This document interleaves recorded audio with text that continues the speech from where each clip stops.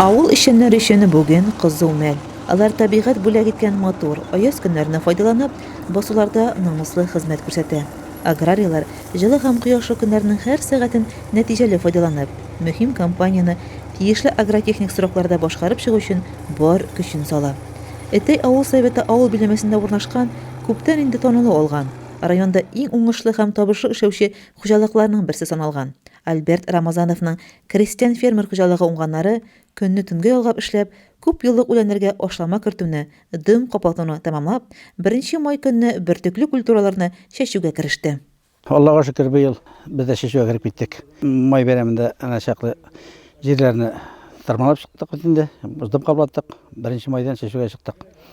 Әле вакытта бу басуда бодай чәчеп ятабыз. Илетне бодай алганык, Ялар Фирдәүс абыйдан. Шушы әтәйнең мәктәп артында менә монда 199 гектар, тегесе 115-ни чәчтек инде менә бу басуда. Әлеге вакытта К701 белән Минкаев Нафис җирне культивация эшләп ята. Шул басулардан торабыз.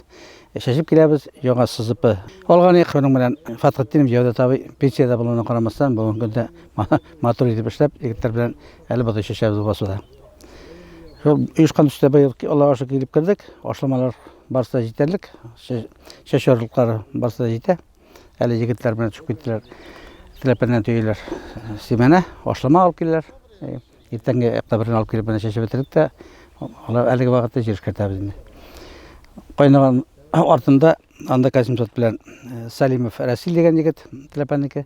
Ул Амишка чәчкече белән анда арпа чәчеп ятабыз. Бар кешеләр барсы да бар.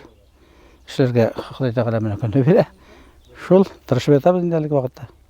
Былтыр 12 көндә бетергән идек, быел да шулай дип торабыз инде алар бездә. 1800 гектар чәчәсе бар. Бар дип инде әлеге бүгенге көндә кичкә, наверное, 400 гектарын чәчеп чыкканга тиешбез инде. Бүген басуларда тырышлы һәм ныклы оешканлык таләп ителә. Альберт Рамазанов крестьян фермер хуҗалыгы уңганнары моны яхшы аңлап, бу юнәлештә эшләрне үз югарылыгында алып бара. Лира Гареева, Маяк редакциясе, Айгөл Муллаянова, Илеш телерадиокомпаниясе.